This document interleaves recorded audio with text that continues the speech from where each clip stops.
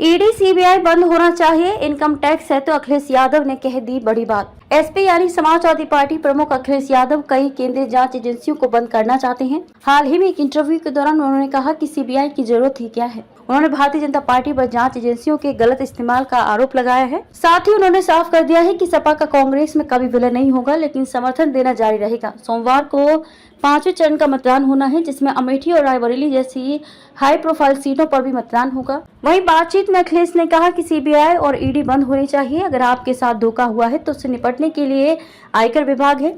आपको सीबीआई की जरूरत क्या है? जरूरत पड़े तो हर राज्य में एंटी करप्शन विभाग है। उन्होंने कहा कि उनका इस्तेमाल अगर सरकार बनानी है, गिरानी है तो होता है। तो उन्होंने सवाल किया है कि एजेंसियों ने नोटबंदी के दौरान गलत क्या हुआ, इसकी जांच क्यों नहीं की।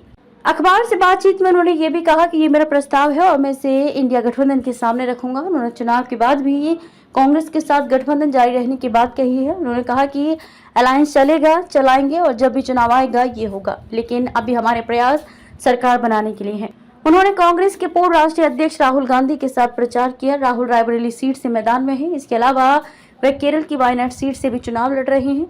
अटकलें थी कि पार्टी राहुल को फिर अमेठी से मैदान में उतार सकती है, लेकिन कांग्रेस ने के शर्मा को टिकट दिया है। इधर रायबरेली से सांसद रही सोनिया गांधी राजस्थान से राज्यसभा का रुख कर चुकी हैं। कांग्रेस में नहीं होगा विलय। अखिलेश ने वरिष्ठ नेता और विपक्षी गठबंधन इंडिया के सदस्य शरद पवार के बयान को लेकर कहा कि क्षेत्रीय दल हमेशा मजबूत रहेंगे और कांग्रेस को हिम्मत देंगे।